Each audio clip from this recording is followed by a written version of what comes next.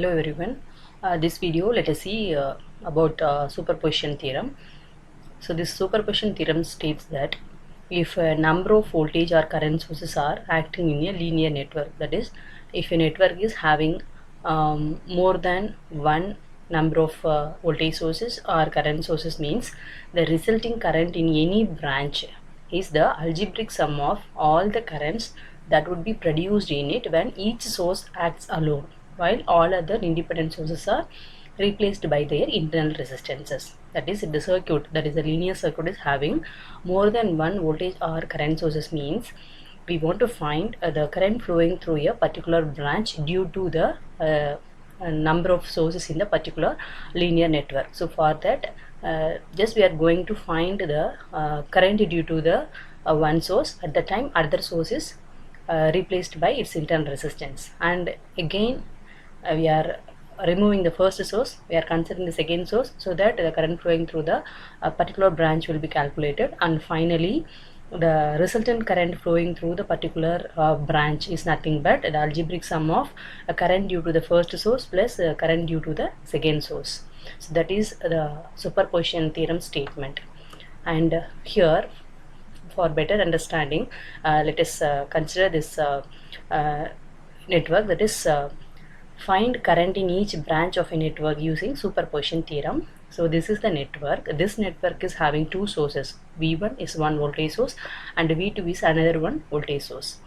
Sometimes the circuit also may have some current sources also. So in this network only we are having the voltage sources. There are two number of voltage sources. This is the linear network and it is having the three number of resistances. So now we are going to calculate the current flowing through the each branch. That is, in the first branch the resistance will be R1. What is the current flowing through the first branch? What is the current flowing through the second branch? And what is the current flowing through the third branch due to the sources V1 and V2? That is, we are going to calculate by applying the superposition theorem. Now let us see what are the steps we want to follow at the time of solving the problem by using superposition theorem. For first step will be take only one independent source. So actually in this network, this V1, V2 both are independent sources. These are all not dependent sources. So first we are going to considering the only one independent source. So take only one independent source of a voltage or current and deactivate other sources. So at the time of considering the one source, other source that must be deactivated. So already I said that the circuit may have voltage source or current source. Suppose if the circuit is having the voltage source, means we are considering the first source, so the second source that must be short circuited. And if the circuit is having current sources, means that at the time of considering the one source, another one is a current source, means that current source that should be open circuited. Okay, so if the circuit is having the voltage source, means while removing the voltage source, that should be short circuited. If you are removing the current source, means that branch that must be open circuited. So here consider this is the original network. V1 and V2 are the two sources in the network. Now first step is just we are considering the only one voltage source at the time. The second source, what? It is the again voltage source. The source is voltage source. So while removing the voltage source, just only we are considering the V1, V2 branch that must be short circuited, right?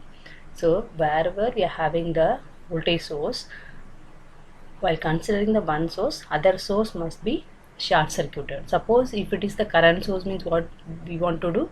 We want to open circuit the particular branch of a network. So consider the source V1 and replace the other source V2 by its internal resistance. Actually this voltage source is having the internal resistance R2, right? Just by shorting the terminals of V2 and we are considering only the internal resistance of the V2, that is the R2. And next one, find the current in each branch of a network, right? So first we are considering the source of 1, that is the V1. After removing the second source, now we are going to calculate the current flowing through the each branches.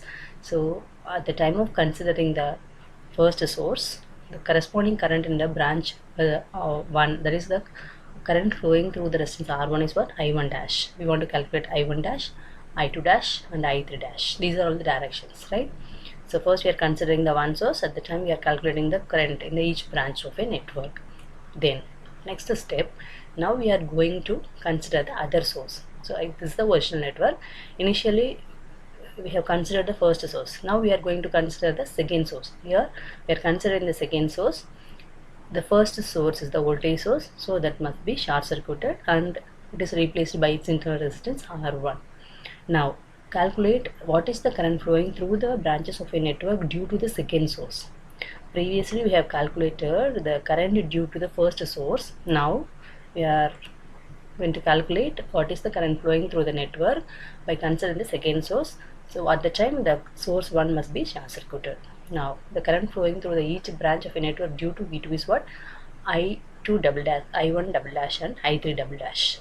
So previously this is I1 prime, I2 prime and I3 prime, but here I2 double prime, I1 double prime and I3 double prime, it is current due to the second source. That's why we have put double prime, the double dash.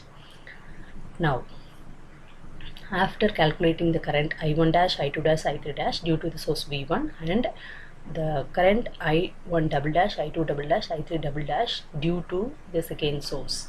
Now we are going to add the current due to the first source and the current due to the second source in the particular branch. So the resultant current is nothing but it is the addition or subtraction of the current due to the first source and the current due to the second source. So for example, I1 is what? The resultant current flowing through the first branch of a network, that is current flowing through the resistance R1. So the current due to the first source is what? I1 dash, and minus the current due to the second source will be I1 double dash.